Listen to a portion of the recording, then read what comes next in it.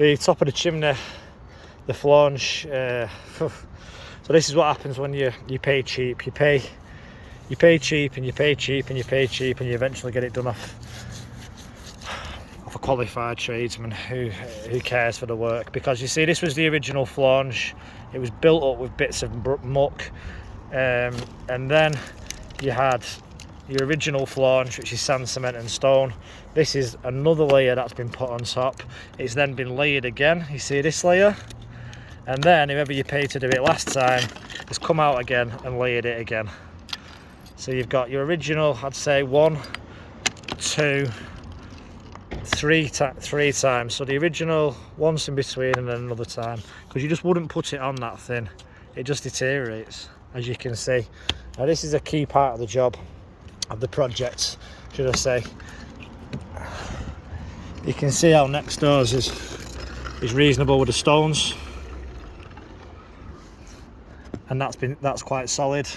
They've got 4 orange pots here. These pots should be capped with a terracotta cap, so something similar to what's across the way. So you've got breathability in the chimney. At this point, these are usable. Now you've got these all through the area, these types of pots.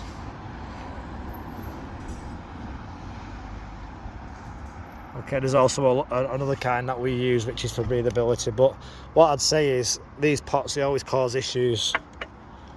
It's got a bit of a ring to it. It's got cracks in it. It's a bit, that one sounds a bit of a dud. You can see it's on its way out. So what you have to do is we'll grind and point the entire chimney, take off all 4 pots, take this off entirely right down to base. It's a big project, and then what we do is we put in fresh pots, 4 pots or 3 more that are the same as this, put the professional cappers on the top, and this will prevent any water coming down the actual tubes themselves. Okay, and then we use sand, cement and stone to create concrete. We build this up this much, so it requires 2 to 3 full cement mixers worth on a full chimney. With this one, I'd say it's 2 cement mixers worth full of sand, cement and stone to create concrete with PVA and plasticizer, and then we'll reset this entire flange for you. Sand, cement and stone. On the side of the chimney, grind and point, sand and cement. This key area, this keeps the brick, this brick keeps the water away from running down all the time. So this needs to be flanged nicely. This flange is thin, it's coming away. We need to redo this to a high standard on a fillet.